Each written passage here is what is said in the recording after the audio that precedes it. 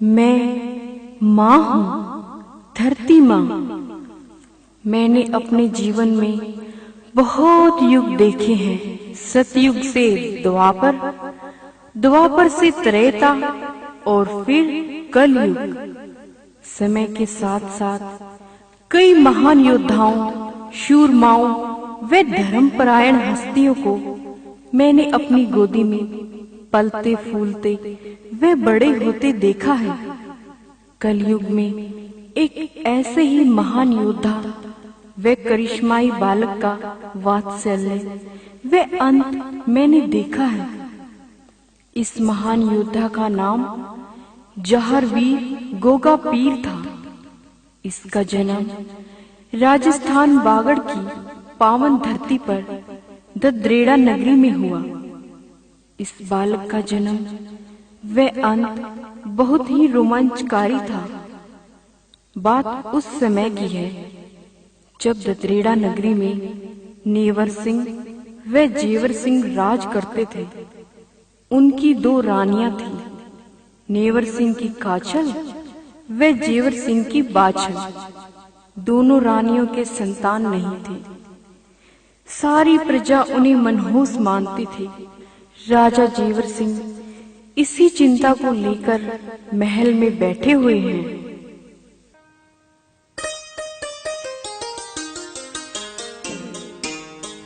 स्वामी, स्वामी, स्वामी, क्या बात है? क्या हुआ महारानी बाछल? स्वामी, आप किस चिंता में डूबे हैं? मेरे आने तक का भी एहसास नहीं आपको? रानी बाछल, आप इस चिंता व दर्द को अच्छी तरह जानती हो। हमारा संतानहीन होना हमारी सबसे बड़ी चिंता है।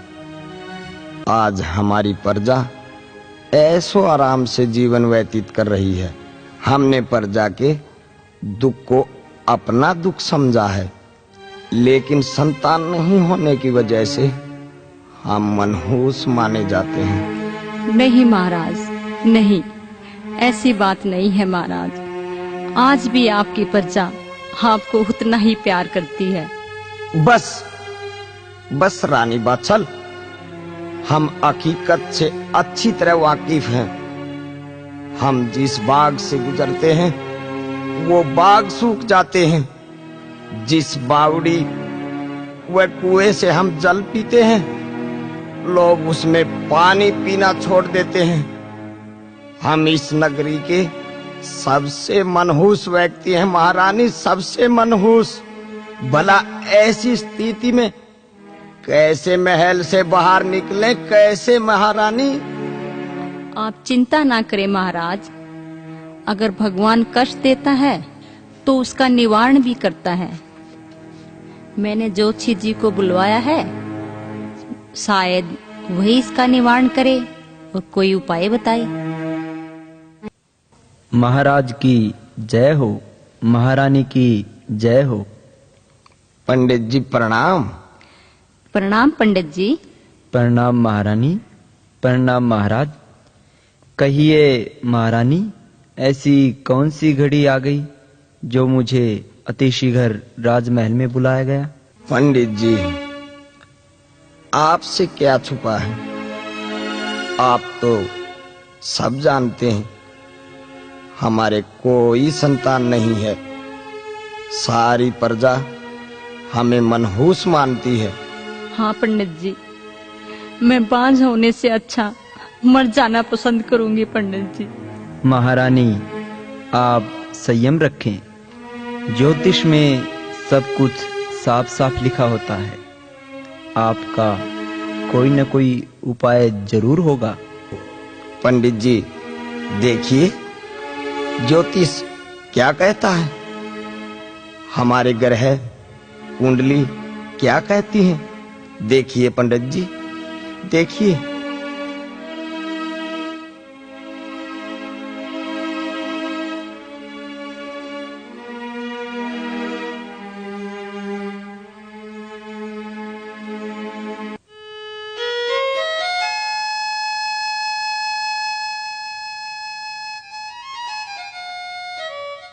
पंडित जी, आप चुप क्यों बैठे हैं? हमारी कुंडली में क्या लिखा है? जल्दी बताइए पंडित जी। पंडित जी, जल्दी बताइए। महारानी, ज्योतिष शास्त्र में लिखा है, इस जन्म क्या 7 जन्मों तक आपकी कोई संतान नहीं होगी। क्या? हाँ महारानी, पिछले जन्म आप एक माली की लड़की थी और बाग में रखवाली करते समय आपसे अध जन्मे चकवा चकवी के बच्चों का वध हो गया था। उनके शराब के कारण ही आप 7 जन्मों तक बांझ रहेंगी। आपके पिछले जन्म में भी कोई संतान नहीं थी। नहीं, ऐसा नहीं हो सकता। परंतु जोशी जी, आप तो बहुत बड़े विद्वान हैं। कृपा करके बताएं कि मुझे क्या करना होगा जिससे मुझे पुत्र प्राप्ति हो और मैं इस कलंक से मुक्ति पा सकूं। महारानी, विधि के विधान को कोई नहीं बदल सकता। फिर भी आशा की एक किरण बाकी है और वो है महागुरु गोरखनाथ जी। क्या? गुरु गोरखनाथ जी? हाँ महारानी, अगर आप अपनी भक्ति से गुरु गोरखनाथ जी को प्रसन्न कर सकती हैं तो वो आपको श्राप मुक्त कर सकते हैं। जो आप पर बांझपन का कलंक लगा है वो उसे मिटा सकते हैं और इस पूरी सृष्टि में गुरु गोरखनाथ जी ही ऐसे हैं जो विधि के विधान को बदल सकते हैं। अतः महारानी, आप गुरु गोरखनाथ जी की भक्ति में लीन हो जाइए, वो आप पर कृपा जरूर करेंगे। अब मैं आज्ञा चाहता हूँ। प्रणाम जोशी जी।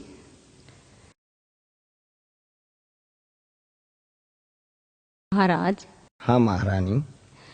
जैसा कि जोशी जी ने बताया है कि बाबा गोरखनाथ की भक्ति में लीन हो जाना चाहिए, वही हमारे दुखों का निवारण करेंगे। जैसी आपकी इच्छा महारानी, जो आप उचित समझो वही करो। ठीक है महाराज। ओम गुरु गोरखनाथाय नमः।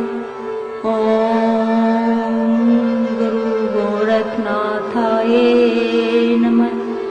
ओम गुरु गोरखनाथाय नमः। ओम गुरु गोरखनाथाय नमः।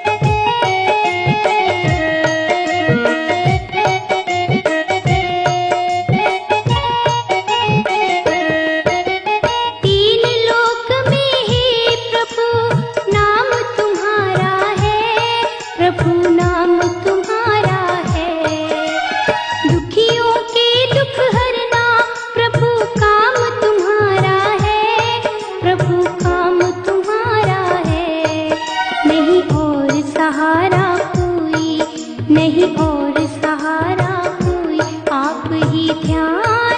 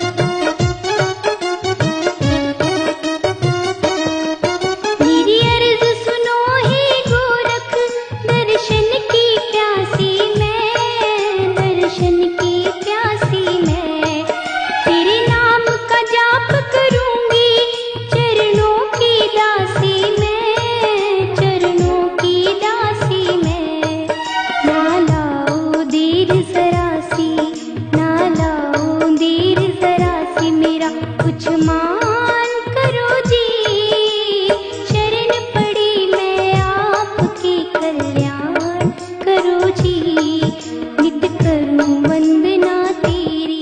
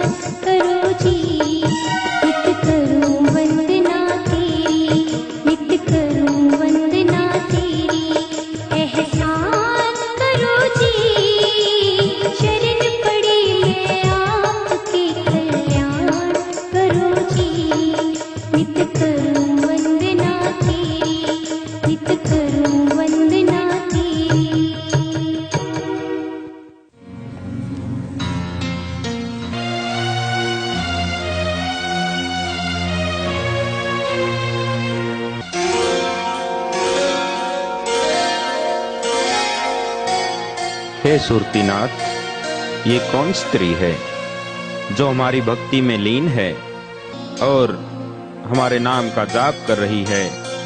इस स्त्री ने हमारी तपस्या को भंग कर दिया है। हे सुरतीनाथ महाराज, हमें अपनी स्कोर दृष्टि से देखकर बताओ ये औरत कौन है?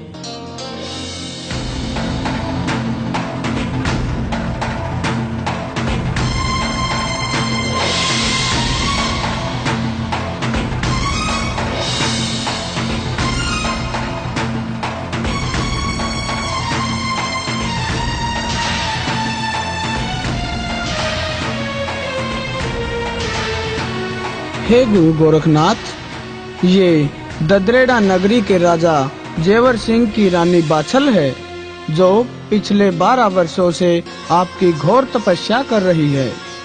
हे सुरतीनाथ जी, महाराज औगढ़नाथ जी, ददरेड़ा नगरी चलने की तैयारी करो, हमें अभी प्रस्थान करना होगा। परंतु महाराज।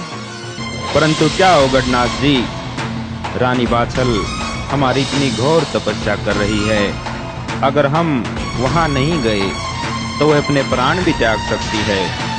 इस सृष्टि में जब भी किसी भगत ने मेरी इतनी घोर तपस्या की है, मैं खुद उनके पास चलकर गया हूँ।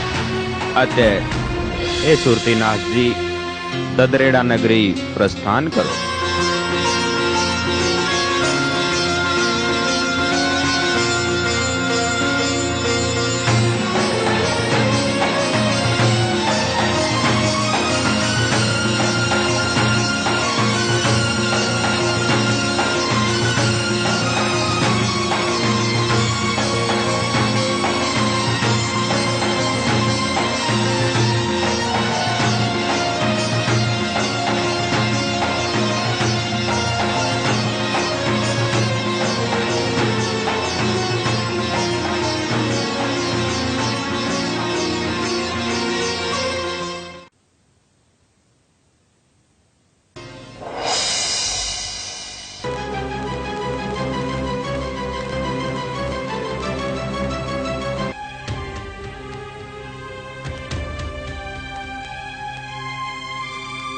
हे गुरु गोरखनाथ, आगे तो बहुत विशाल नदी है, जिसे पार करना मुश्किल ही नहीं असंभव भी है। हाँ, और हम ददरेड़ा नगरी तभी पहुंच सकते हैं जब हम इस नदी को पार करें। हे गंगा मैया, मैं और मेरे शिष्य नदी को पार करना चाहते हैं। कृपया आप हमें रास्ता दें। हे माता, मैं गोरखनाथ आपसे विनती करता हूँ, कृपया आप हमें जाने का रास्ता दें। हमें जाने का रास्ता दो गंगा मैया। गोरखनाथ, मैं तुम्हें रास्ता नहीं दे सकती। इसके लिए तुम्हें अपने एक शिष्य की बलि देनी होगी। अगर तुम्हें ये मंजूर है तो मैं तुम्हें रास्ता दे सकती हूँ। हम किसी भी प्राणी की बलि नहीं देंगे गुरु गोरखनाथ, हम कोई और रास्ता ढूंढ लेते हैं। नहीं सुरतीनाथ जी, हम इसी रास्ते से ददरेड़ा नगरी जाएंगे।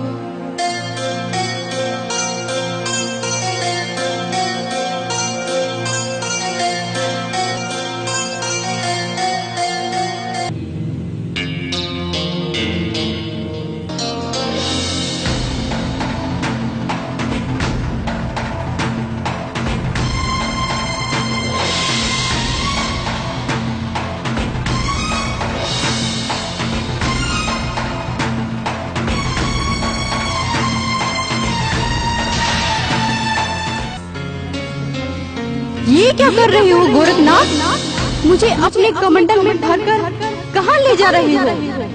मेरे सूख जाने से सारी सृष्टि में तबाही हो जाएगी। न जाने कितने जीव जंतु जो मेरे अंदर विराजमान हैं, वे बेचारे सभी मारे जाएंगे। तुम्हें इनकी जान लेने का कोई अधिकार नहीं है। जान लेने का आपको भी कोई अधिकार नहीं है माता। मैंने अपने शिष्यों की रक्षा के लिए, वह रास्ता पार करने के लिए ऐसा किया है, क्योंकि मेरे शिष्यों की रक्षा करना मेरा दायित्व है। तो ठीक है गोरखनाथ, मुझे अपने कमंडल से मुक्त करो और मैं तुम्हें ये 2 फल देती हूँ।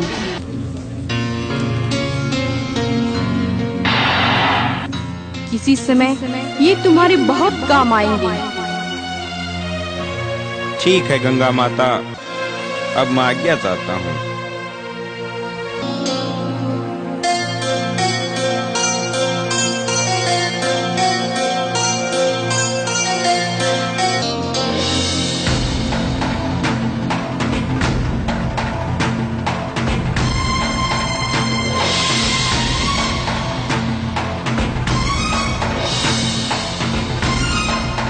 मैं माँ हूँ, धरती माँ। जिस प्रकार गुरु गोरखनाथ ने क्रोध में भरकर गंगा को अपने कमंडल में डाल लिया था, इस बात पर एक समय के लिए मैं भी हैरान रह गई थी। लेकिन विधि का विधान यही कहता है, क्योंकि यही फल जो गोरखनाथ को गंगा मैया ने दिए थे, आगे जाकर गोरखनाथ ने रानी काचल को दिए, जिससे उन्हें 2 पुत्रों की प्राप्ति हुई। अब गोरखनाथ ददरेड़ा नगरी पहुंच जाते हैं। यह खबर आग की तरह पूरी नगरी में फैल जाती है।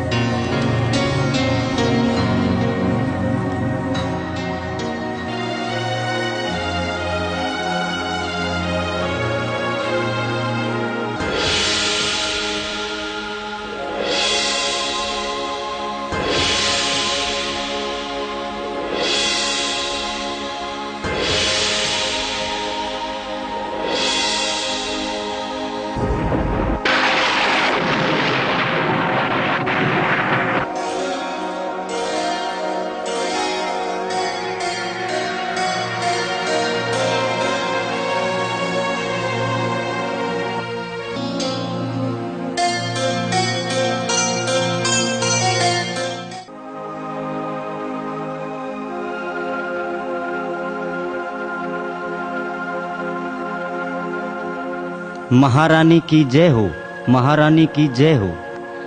क्या बात है सैनिक, क्या खबर लेकर आए हो? महारानी गजब हो गया। महारानी नौलखा बाग फिर से हरा भरा हो गया। क्या नौलखा बाग फिर से हरा भरा हो गया? परंतु सैनिक, ये सब कैसे हुआ? महारानी नौलखा बाग में कुछ साधु आए हैं, जिनमें महागुरु गोरखनाथ भी हैं, जिनके कदम रखते ही नौलखा बाग फिर से हरा भरा हो गया। महारानी क्या गुरु गोरखनाथ जी पधारे हैं? सैनिक, तुम जाओ और सतपकवान तैयार करवाओ, मैं गोरखनाथ जी को खुद खाना खिलाने जाऊं।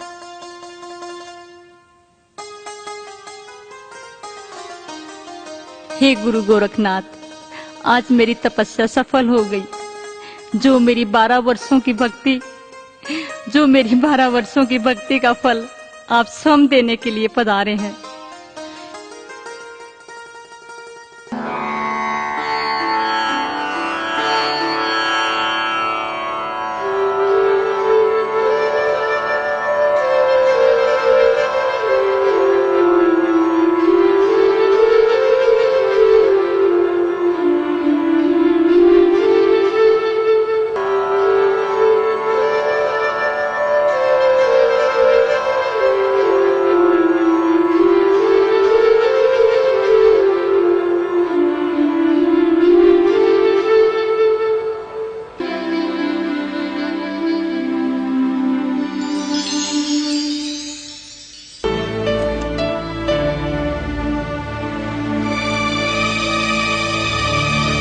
ये लो महाराज, भोजन ग्रहण करो।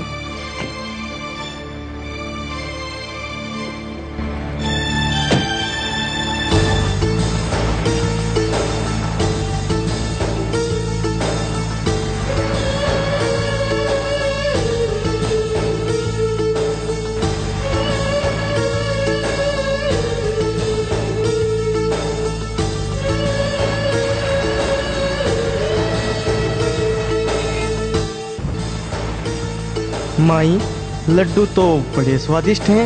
क्या माई, तुम हमें इसी प्रकार भोजन कराते रहोगी? माई, तेरे चेहरे से लग रहा है तुम बहुत दुखी हो। तुम चिंता मत करो माई, गोरखनाथ जी तुम्हारे सब दुख दूर कर देंगे।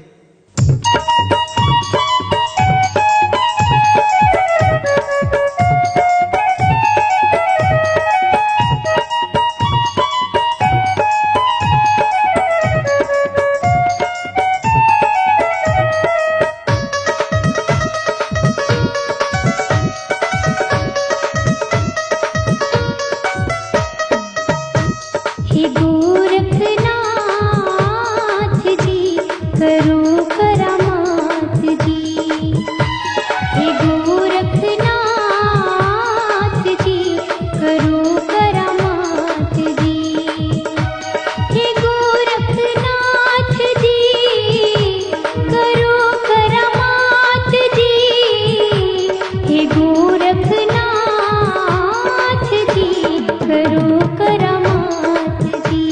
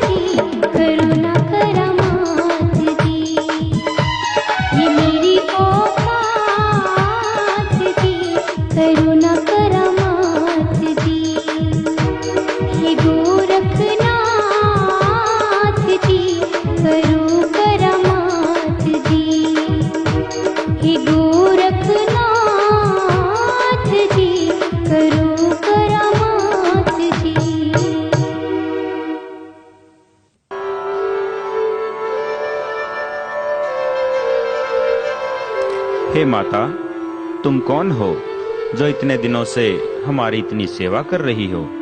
हे गुरु गोरखनाथ, मैं गढ़ ददरेड़ा के राजा जेवर सिंह की पत्नी बाछल हूँ। जेवर सिंह की पत्नी बाछल हूँ। क्या हुआ देवी, तुम रोने क्यों लग गई? क्या तुम्हें धन की कोई कमी है या तुम्हारी ददरेड़ा नगरी पर कोई संकट है? नहीं महाराज, नहीं हमारे कोई धन की कमी है और नहीं हमारे नगरी पर कोई संकट है। सारी प्रजा इतनी सुखी है, लेकिन क्या देवी, रुक क्यों गई? महाराज, मैं संतानहीन हूँ, मेरे कोई संतान नहीं है। सारी नगरी मुझे मनुष्य मानती है। एक औरत को ही पता होता है कि बांझपन का दर्द क्या होता है। मैं पिछले 12 वर्षों से आपकी पूजा कर रही हूँ महाराज। आप कृपया करके मेरे कष्टों का निवारण करें, मेरे कष्टों का निवारण करें। धैर्य रखो देवी। मैं जानता हूँ तुमने मेरी 12 वर्षों तक कठोर भक्ति की है और जो कोई इंसान मेरी भक्ति करता है, हम उनकी मनोकामना पूर्ण अवश्य करते हैं। इसलिए हे देवी बाछल, तुम कल सुबह आना, हम तुम्हें पुत्र रतन का वरदान देंगे और उसके बाद हम ददरेड़ा से प्रस्थान करेंगे।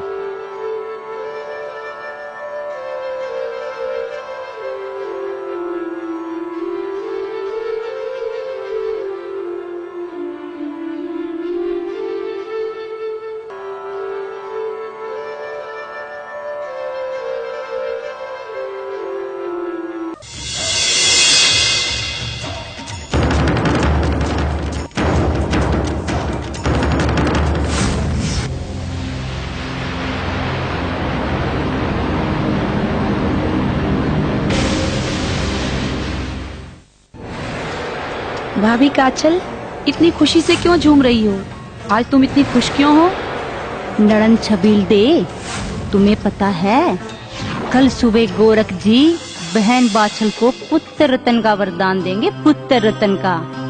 चौहान वंश को अपना शासक मिल जाएगा। तुम बहुत भोली हो भाभी। अगर तुम्हारे से पहले बाछल माँ बन गई तो तुम्हारी क्या इज्जत रह जाएगी? तुम तो दासी बनकर रह जाओगी और उसका पुत्र ही ददरेड़ा का राजा होगा। हाँ, ये तो मैंने सोचा ही नहीं। छबील दे, कोई ऐसी युक्ति सोचो कि बाछल को वरदान ही ना मिले। वो मैंने सोच लिया है भाभी। सोच लिया है? पर क्या? जल्दी बताओ। भाभी जी, मेरे पास एक युक्ति है। क्यों न तुम बाछल से पहले वो वरदान लेने चली जाओ और जब बाछल पहुंचेगी तो गोरखनाथ वहां से जा चुके होंगे। लेकिन अगर गोरख ने मुझे पहचान लिया तो? तुम्हें कोई नहीं पहचान सकेगा क्योंकि तुम्हारी और बाछल की शक्ल आपस में मिलती है। बस तुम इस बात का फायदा उठाओ। ठीक है ननन जी, मैं कल सुबह ही बाछल से पहले जाकर के वरदान ले लूंगी और बाछल बांझ की बांझ रह जाएगी।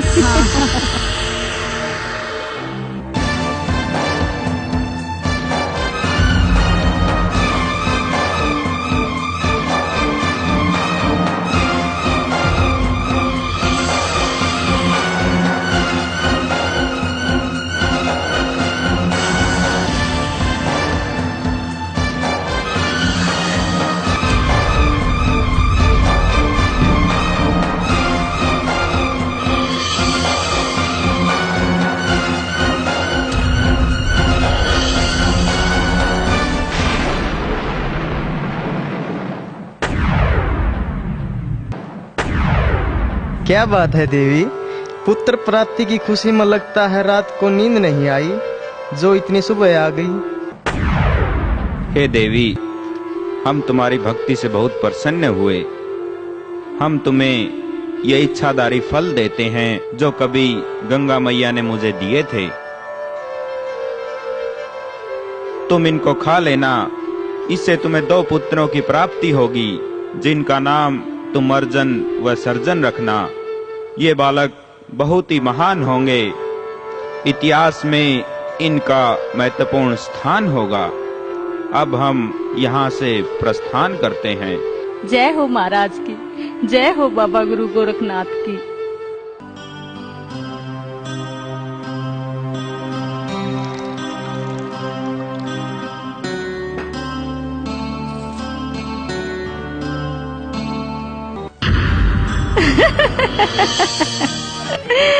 महाराज को भी बुद्धू बना दिया।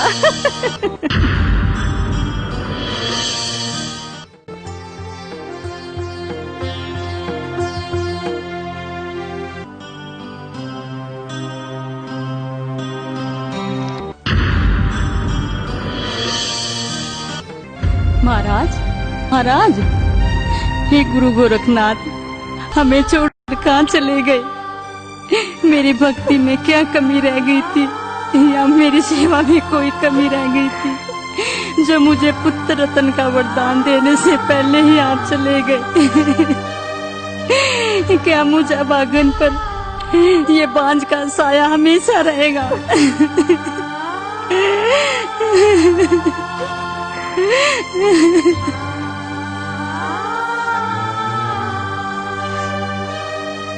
हे देवी, तुम कौन हो? मैं इस ददरेड़ा की महारानी बाछल हूँ, पर तुम कौन हो? प्रणाम महारानी बाछल, मैं इस बाग का माली श्रीधर हूँ। हे श्रीधर, तुम ही बताओ कि बाबा गोरखनाथ किस तरफ गए हैं? गोरखनाथ जी तो अब से थोड़ी देर पहले यहाँ से चले गए। श्रीधर, तुम ही बताओ कि बाबा गोरखनाथ किस दिशा की तरफ गए हैं? ये तो मुझे मालूम नहीं है महारानी, पर जाने से पहले चटपट महाराज कह रहे थे कि गोरखनाथ कुछ समय के लिए गोगाना के डेरे पर विश्राम करेंगे। अगर तुम जल्दी जाओ तो वो तुम्हें वहाँ मिल सकते हैं।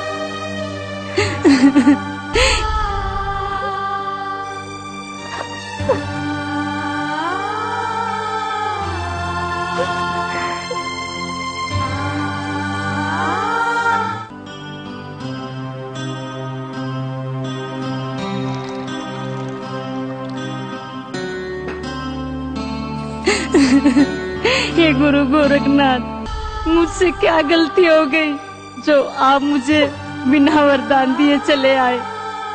मैंने आपकी 12 साल तक तपस्या की है, मैंने आपकी 12 साल तक भक्ति की है। हे महाराज, मुझ दुखिया पे रहम करो, मुझ दुखिया पे रहम करो। ये तुम क्या कह रही हो देवी? हमने तुम्हें 2 पुत्रों का वरदान दिया था और उसके बाद ही हमने ददरेड़ा से प्रस्थान किया था। नहीं महाराज, नहीं, मैंने कोई वरदान नहीं लिया, मैं सच कह रही हूँ महाराज। क्या कहती हो माई? गोरखनाथ जी ने हमारे सामने 2 पुत्रों का वरदान दिया था, तुम झूठ बोल रही हो। नहीं महाराज, मेरा विश्वास करो, मैं सत्य बोल रही हूँ, मैं कोई झूठ नहीं बोल रही हूँ। मैंने आपसे कोई वरदान प्राप्त नहीं किया महाराज, मैं सत्य बोल रही हूँ। ठीक है रानी बाछल। हे महाराज सुरतीनाथ, तुम अपनी सुरती लगाकर देखो कि जो स्त्री मुझसे वरदान लेकर गई थी वो कौन थी। अगर वो रानी बाछल हुई तो हम इसे इसी समय भस्म कर देंगे।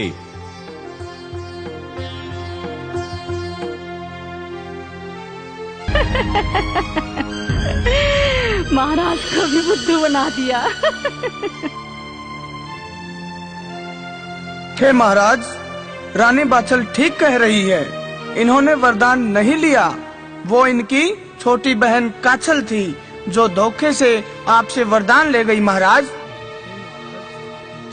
जी हाँ महाराज, हम जुड़वा बहने हैं और हमारी शक्ल सूरत आपस में बहुत मिलती है।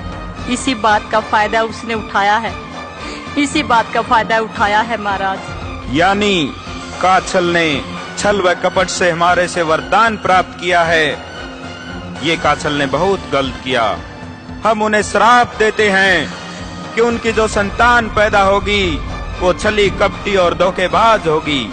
इतिहास में कभी उनको ख्याति प्राप्त नहीं होगी और उनकी मौत का कारण उनका छल कपट ही होगा। लेकिन महाराज, आप मेरी व्याख्या, मेरे दुख दूर कीजिए। मैं पुत्र के बिना नहीं रह सकती। मुझे भी पुत्र का वरदान दीजिए महाराज। इस तरह से वरदान दिए नहीं जाते माई, इनकी भी कुछ सीमाएं होती हैं। वो वरदान तुम्हें इसलिए प्राप्त नहीं हुआ कि शायद तेरे भाग्य में संतान ही नहीं है। नहीं महाराज, ऐसा नहीं कहिए महाराज। नहीं, मुझ पर रहम करो। मेरी 12 साल से गोदी सुनी है। मैं भी बच्चे के लिए बहुत तड़प रही हूँ महाराज, रहम करो। आप तो बड़े दयालु हैं, आप तो सबकी सुनते हैं, मेरी भी सुनो महाराज। नहीं माई नहीं, चली जाओ। मैं विधि के विधान को नहीं बदल सकता। शायद तुम्हारे भाग्य में संतानहीन होना ही लिखा है। तुम्हारे भाग्य में पुत्र नहीं है रानी बाछल, चली जाओ यहाँ से। नहीं महाराज नहीं, ऐसे शब्द मत कहो, ऐसे शब्द मत कहो। अगर आपकी इच्छा हो तो आप विधि को भी बदल सकते हो। आज मैं आपसे वरदान लिए बगैर नहीं जाऊंगी। अगर मेरी बहन काछल वरदान ले गई तो इसमें मेरा क्या कसूर है? आप ही बताएं महाराज, मेरा क्या कसूर है? अगर आपने वरदान नहीं दिया तो मैं यही सिर पटक पटक के अपनी जान दे दूंगी, अपनी जान दे दूंगी।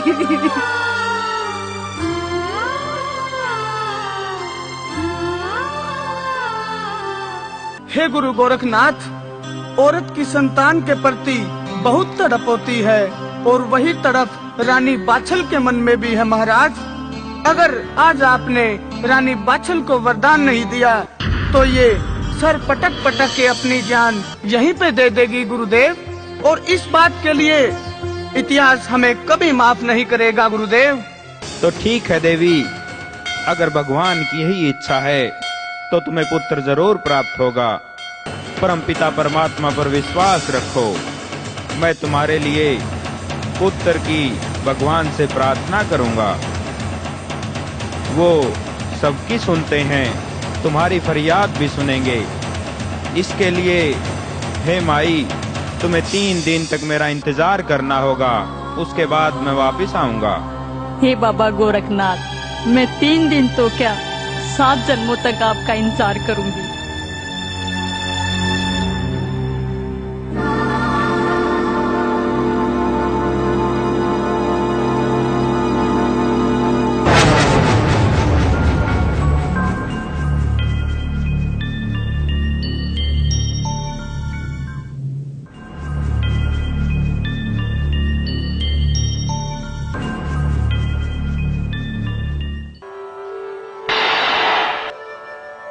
हे भोलेनाथ, अपने पुत्र गोरखनाथ का प्रणाम स्वीकार करें।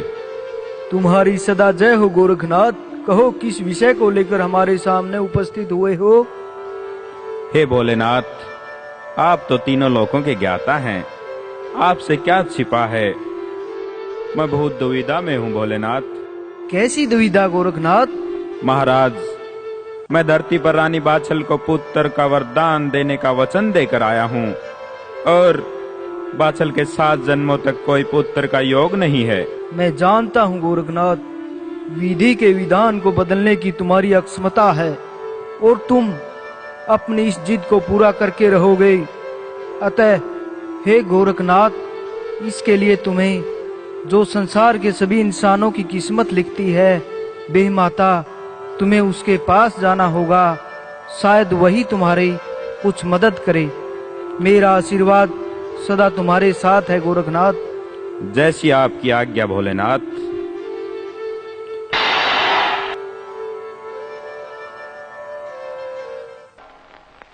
हे बे माता, गोरखनाथ का प्रणाम स्वीकार करें। प्रणाम गोरखनाथ। कहो, किस प्रयोजन के लिए हमारे पास आना हुआ? हे माता, मुझे आपकी मदद की आवश्यकता है। हे गोरखनाथ जी, आप तो स्वयं एक भगवान का रूप हो। भला मैं आपकी क्या मदद कर सकती हूँ? ये काम ऐसा है माता जिसमें आप ही मेरी मदद कर सकती हैं। मैं पृथ्वी पर ददरेड़ा की रानी बाछल को पुत्र रतन के वरदान का वचन देकर आया हूँ। अतः हे माता, आप तो सभी व्यक्ति इंसानों के अच्छे बुरे कर्म लिखती हैं, तो कृपया रानी बाछल की किस्मत में भी संतान लिखें। नहीं गोरखनाथ जी, बाछल की किस्मत में इस जन्म क्या 7 जन्मों तक संतान नहीं होगी। ये इसके पिछले जन्म का श्राप है। मैं आपकी इस विषय में कोई मदद नहीं कर सकती। लेकिन माता, मैं रानी बाछल को वचन देकर आया हूँ। अगर उसको मैं पुत्र प्राप्ति का वरदान नहीं दे सका तो मैं वचन से झूठा पड़ जाऊंगा। इसका कोई तो उपाय होगा माता। हाँ, इसका एक उपाय है गोरखनाथ, जिसे तुम पूरा करने की क्षमता भी रखते हो। बताइए माता, मुझे क्या करना होगा? हे गोरखनाथ, इसके लिए तुम्हें पाताल लोक जाना होगा और जहाँ से तुम्हें बहुत ही शक्तिशाली वाशक नाग से गुगल प्राप्त करनी होगी। क्योंकि जब देवताओं और असुरों ने समुद्र मंथन किया था, तब समुद्र मंथन में से ये श्वास यानी गुगल प्राप्त हुई थी, जो कि बाद में वाशक नाग को सौंप दी गई। अगर तुम ये गुगल प्राप्त कर सको और बाछल इसका सेवन करे तो बहुत शक्तिशाली पुत्र की प्राप्ति होगी। ठीक है माता, मैं ये गूगल अवश्य प्राप्त करूंगा। इसके लिए चाहे मुझे कुछ भी करना पड़े। मैं माँ हूँ, धरती माँ। तो इस प्रकार गोरखनाथ जी वो गूगल प्राप्त करने के लिए पाताल लोक में वाशक नाग के पास जाते हैं। लेकिन वाशक नाग वो गूगल देने से इनकार कर देते हैं, जिस पर गोरखनाथ छल से वो गूगल पाताल लोक से लेकर भागते हैं। वाशक नाग उनका पीछा करता है। गोरखनाथ जांडी के पेड़ से सहायता मांगते हैं। जांडी गूगल को अपने अंदर छुपा लेती है। वाशक नाग गोरख के पास गूगल न पाकर वापस लौट जाता है। तब गोरखनाथ जांडी को ये वचन देते हैं कि आने वाले समय में तुम्हारी भी गोगा पीर से एक दिन पहले पूजा होगी। उधर रानी बाछल बेचारी भूखी प्यासी गोरखनाथ के आने का इंतजार कर रही है।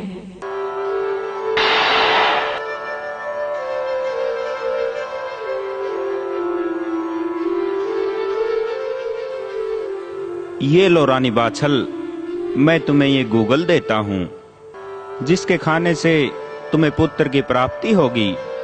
रानी बाछल, ये बालक कोई साधारण बालक नहीं होगा। इसका नाम तुम जाहर वीर रखना, जो आगे चलकर जाहर वीर गोगा पीर के नाम से प्रसिद्ध होगा। लेकिन इसके साथ जब ये बच्चा तुम्हारे गर्भ में होगा, तुम्हें 2 चीजों का ध्यान अवश्य रखना होगा। एक तो तुम इसके जन्म तक कभी झूला मत झूलना और न ही कभी कुआ बावड़ी में झांक कर देखना। ये तुम्हारे लिए मनहूस होगा।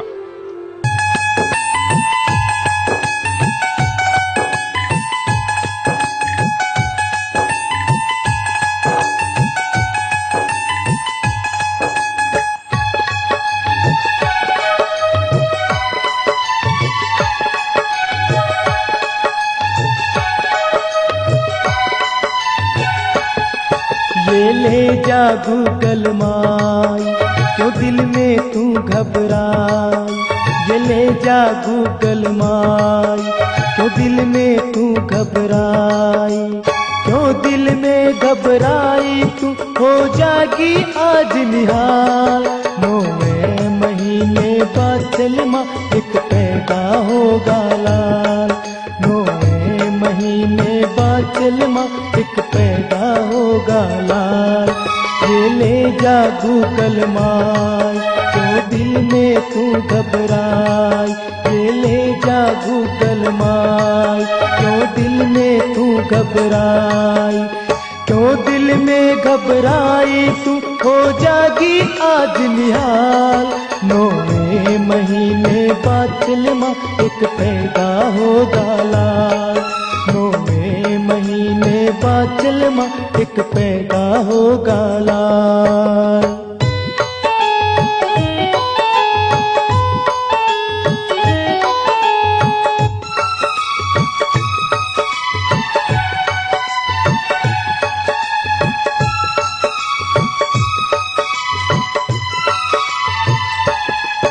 अब होगा दिल का दूर अंधेरा, निकलेगा अब तो ये नया सवेरा।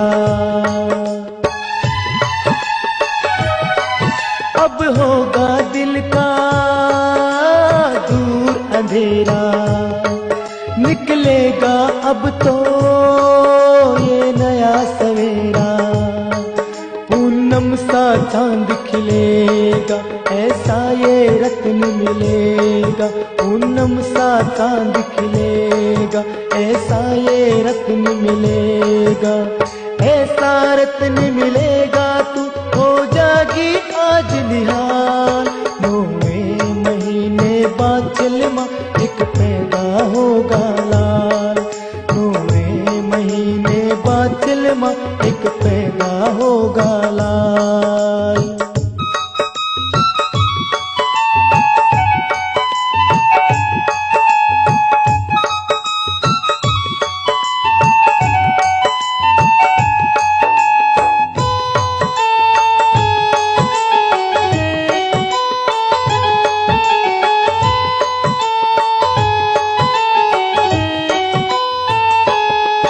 तू है दिल की सच्ची सब जान गया मैं, सच्चाई क्या है पहचान गया मैं।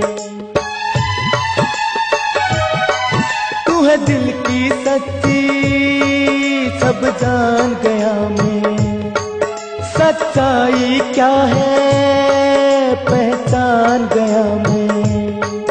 कट जाएंगे सब रोग नहीं बांझ कहेंगे लोग, कट जाएंगे सब रोग नहीं बांझ कहेंगे लोग, नहीं बांझ कहेंगे लोग। अब होगा ये अजब कमाल, 9वें महीने बादल माँ एक पैदा होगा लाल, 9वें महीने बादल माँ एक पैदा होगा लाल।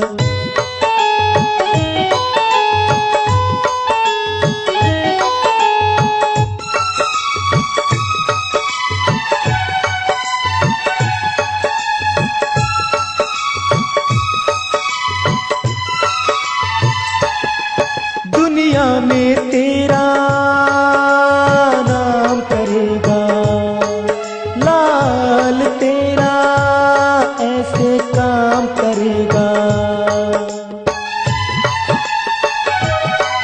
दुनिया में तेरा नाम करेगा, यो लाल तेरा ऐसे काम करेगा। रखिए नाम तुझा हर वीर, वो बन के गोगा पीर। रखिए नाम तुझा हर वीर, वो बन के गोगा पीर, वो बन के गोगा पीर। दुष्टों को करे हलाल, 9वें महीने बादल माँ एक पैदा होगा लाल, 9वें महीने बादल माँ एक पैदा होगा लाल।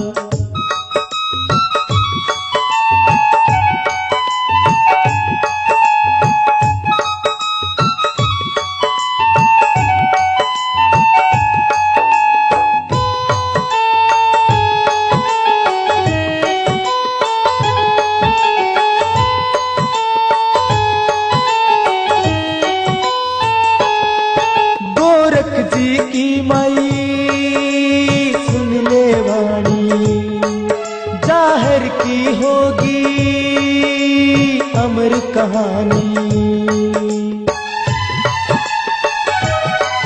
गोरख जी की माई सुन ले वाणी, जाहिर की होगी अमर कहानी।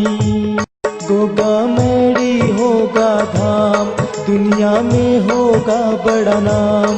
गोगा मेरी होगा धाम, दुनिया में होगा बड़ा नाम।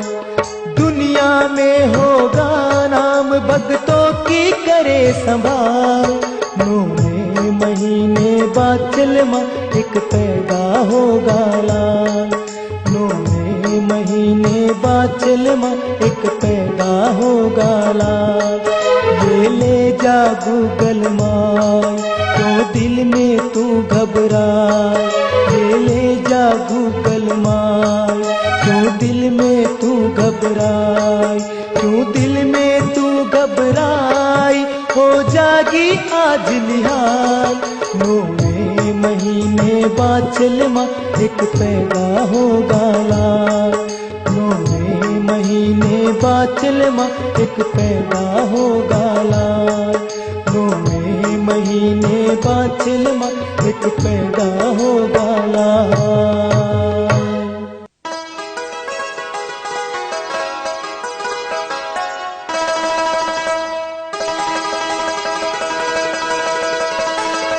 क्या बात है महारानी, आज तो बहुत खुश नजर आ रही हो। हाँ स्वामी, आज मैं बहुत खुश हूँ। आज बाबा गोरखनाथ ने मुझे पुत्र प्राप्ति के लिए ये गूगल खाने को दी है। ये तो बड़ी खुशी की बात है। और महाराज, ये गूगल मैंने अपनी दासियों को और अपनी नीली घोड़ी को भी दी है। वो भी तो बेचारी बांझ हैं। ये तो बड़ा अच्छा किया। तुम्हारी प्रवृत्ति ही दूसरों की भलाई करने की है।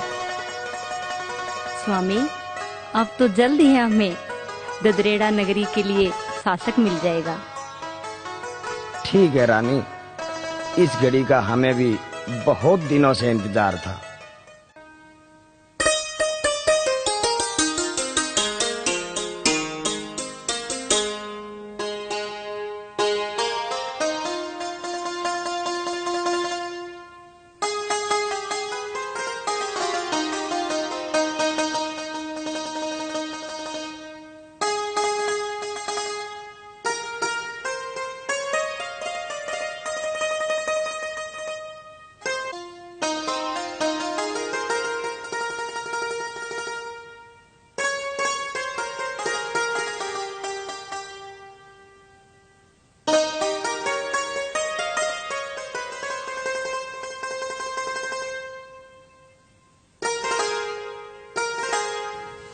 भाभी भाभी, क्या कर रही हो?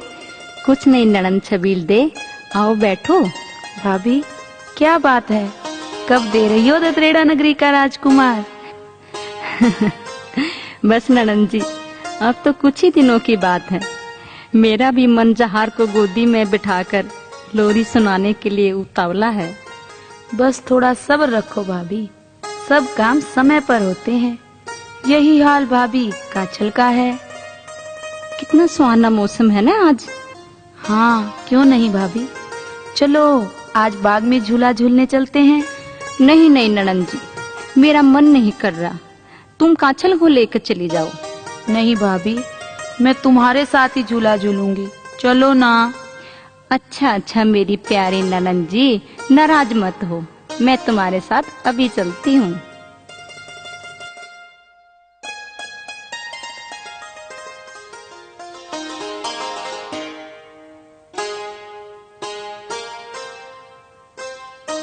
सच में भाभी, कितना अच्छा मौसम है। सचमुच ये सावन का महीना तो होता ही झूला झूलने के लिए है। अच्छा भाभी, बैठो झूले पर। नहीं मेरी प्यारी ननंद, पहले तुम झूलो। नहीं भाभी, पहले तुम बैठो।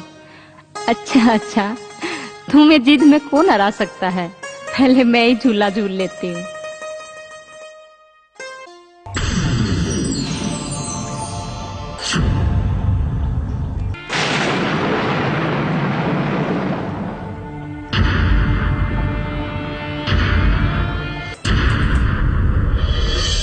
अरे ये क्या हुआ भाभी, ये बाग कैसे सूख गया? हैं? सचमुच? ये तो आश्चर्य की बात है। आश्चर्य नहीं है भाभी, ये सब तुम्हारे कारण हुआ। तुमने जोगियों के साथ रहकर जादू सीख लिया। नहीं नहीं ननन जी, होगा लाल, 9वें महीने बाचल माँ एक पैदा होगा लाल, 9वें महीने बाचल माँ एक पैदा होगा लाल।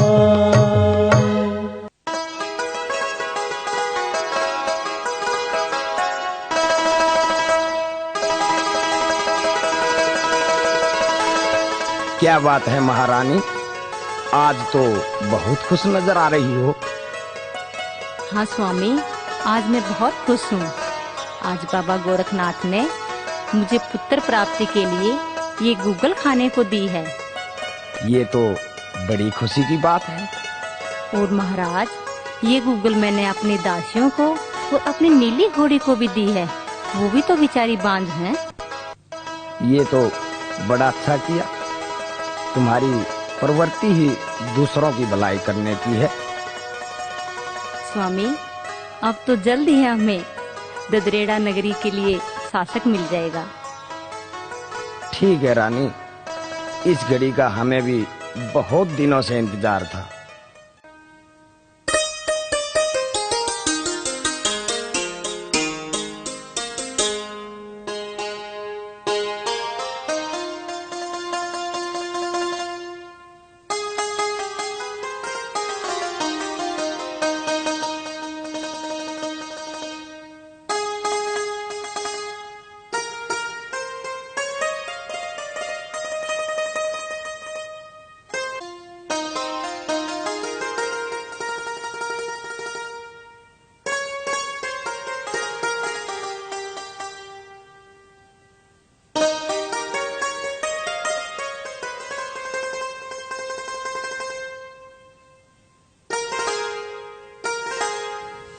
भाभी भाभी, क्या कर रही हो? कुछ नहीं ननन छबील दे, आओ बैठो। भाभी, क्या बात है? कब दे रही हो ददरेड़ा नगरी का राजकुमार? बस ननन जी, अब तो कुछ ही दिनों की बात है। मेरा भी मन जहार को गोदी में बिठाकर लोरी सुनाने के लिए उतावला है। बस थोड़ा सब्र रखो भाभी, सब काम समय पर होते हैं। यही हाल भाभी काछल का है। कितना सुहाना मौसम है ना आज। हाँ, क्यों नहीं भाभी, चलो आज बाग में झूला झूलने चलते हैं। नहीं नहीं ननन जी, मेरा मन नहीं कर रहा। तुम काछल को लेकर चली जाओ। नहीं भाभी, मैं तुम्हारे साथ ही झूला झूलूंगी, चलो ना। अच्छा अच्छा मेरी प्यारी ननन जी, नाराज मत हो, मैं तुम्हारे साथ अभी चलती हूँ।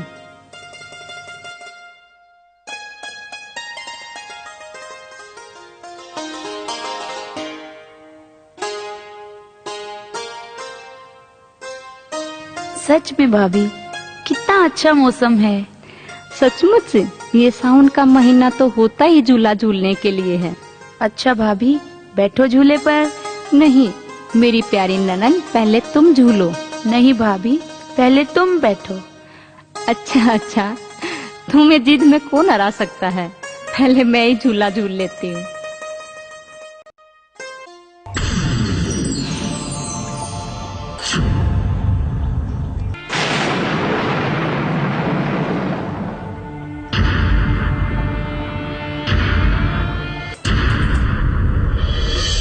अरे ये क्या हुआ भाभी, ये बाग कैसे सूख गया? हैं? सचमुच? ये तो आश्चर्य की बात है। आश्चर्य नहीं है भाभी, ये सब तुम्हारे कारण हुआ। तुमने जोगियों के साथ रहकर जादू सीख लिया। नहीं नहीं ननन जी, ऐसा कुछ नहीं है। हाथ मत लगाओ मुझे, अब तुम्हारा मेरे साथ कोई रिश्ता नहीं है। नहीं नहीं ननन जी, ऐसे कठोर शब्द तो ना कहो। मैं तुम्हारे लिए अभी कुएं से पानी लेके आती हूँ।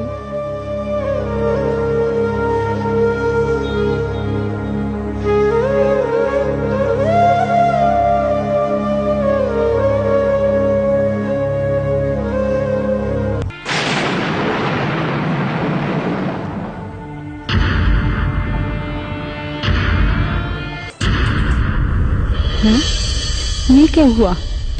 कुएं का पानी भी लाल हो गया। अब कहो कि ये भी अपने आप हुआ है? तुम अपना जादू दिखाकर हमें भयभीत करना चाहती हो? नहीं नहीं छबीलदे, मुझे कुछ पता नहीं कि ये सब क्या हो रहा है। मेरा यकीन करो। यकीन?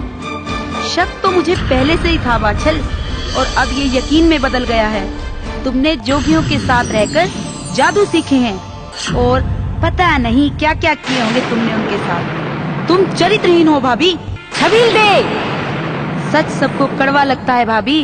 तुम चौहान वंश के नाम पर कलंक हो। मैं इसकी शिकायत मेरे पिताजी को करूंगी।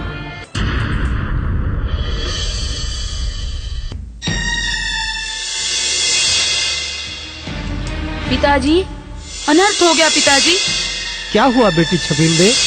पिताजी, बाछल ने चौहान वंश को कलंकित किया है। वो जादू टोने सीख गई है पिताजी, और जो उसके पेट में बच्चा पल रहा है वो हमारा खून नहीं है। उसने जोगियों के पास रहकर पता नहीं क्या क्या किया है पिताजी। सैनिक, रानी बाछल को हमारे सामने प्रस्तुत करो।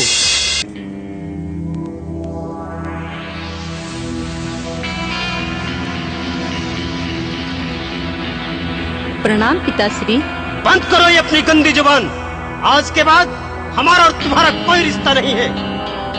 पर क्या हुआ पिताश्री? ये कहो क्या नहीं हुआ। सब कुछ जानकर अनजान मत बनो बाछल। क्या छबीलदे जो कह रही है वो सत्य है? नहीं पिताश्री, आप मेरा यकीन करें। मेरे ऊपर लगाए गए सभी आरोप झूठे हैं। मुझे मेरे गर्भ में पल रहे बच्चे की कसम। आप चाहे तो मेरी कोई भी परीक्षा ले सकते हैं पिताश्री। बस, हमें कोई जरूरत नहीं है परीक्षा लेने की। परीक्षा उनकी ली जाती है जो परीक्षा देने के काबिल हो। सैनिक, जाओ बाछल को इसी वक्त बैलगाड़ी में बैठाकर इसके माय के सिरसा पाटन छोड़ाओ। नहीं पिताश्री, ऐसा ना कहो पिताश्री, ऐसा ना कहो। हुक्म की तामील हो। पिताजी।